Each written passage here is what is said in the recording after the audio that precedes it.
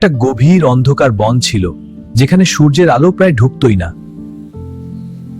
সেই বনের সব প্রাণী অন্ধকারে একটু ভয় আর দুঃখ নিয়ে থাকত।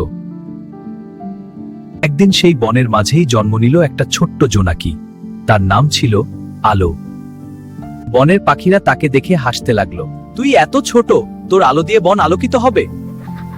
কিন্তু আলো থামল না। সে প্রতিদিন উড়ে উড়ে অন্ধকারে একটু আলো ছড়াতে লাগলো। একদিন একটা ছোট খরগোশ পথ হারিয়ে ফেলল। চারদিকে শুধু অন্ধকার।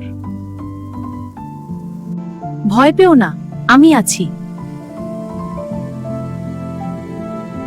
তার ছোট্ট আলোতে খরগোশটা বাড়ির পথ দেখতে পেল। ধীরে ধীরে আরো জোনাকি সাহস পেল। সবাই মিলে আলো ছড়াতে শুরু করলো।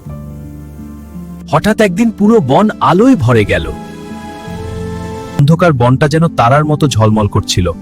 ছোট আলো বড় অন্ধকার দূর করতে পারে। ভিডিওটা ভালো লাগলে এক সাবস্ক্রাইব করো।